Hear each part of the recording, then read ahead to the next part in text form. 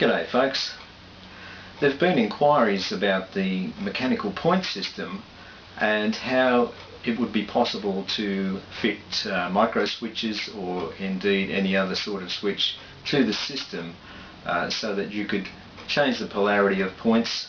Indeed, you could even have switches operating lights on a panel. So I'll show you some of the alternatives right now. Firstly, I'll show you how the system is operating at the moment. It runs obviously from the point lever here along a straight run of cable up to a bell crank where it makes a 90-degree turn across the board to another bell crank where it makes a 90-degree turn again. I've fitted a couple of micro switches up there near the bell crank to show you what they're actually like in operation, and I've fitted another micro switch down under the point at the end of the rod, and I'll show a close-up version of these working so you'll get a better idea of how it works.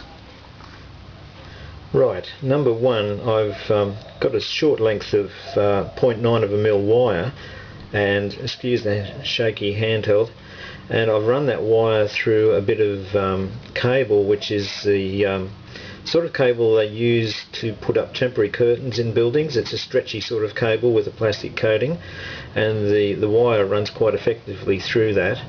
And I've just bent the wire at either end, one end to fit into the bell crank and 90 degrees at the other end to meet the micro switch.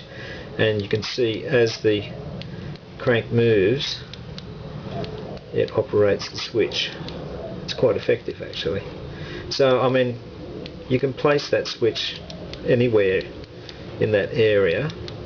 You could have a longer run of cable, you could put it up closer to the bell crank if you wish to, and I'll show you the next one now. The next one is actually activated by the bell crank itself. It's just a matter of placing the switch in the right position, which is quite easy to do. Screw it down and there it is done. Very simple, very effective. And lastly, the one positioned at the end of the rod.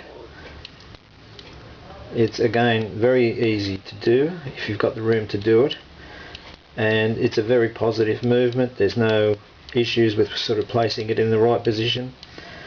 The advantage of this is you could fine-tune it slightly by using the stoppers on the rod, although it could give you issues with the tie bar.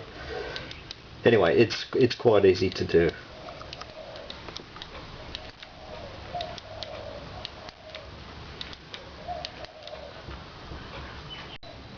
Well, there you have it. I hope this has been of some use to you folks out there that are interested in how switches can be added to the point system.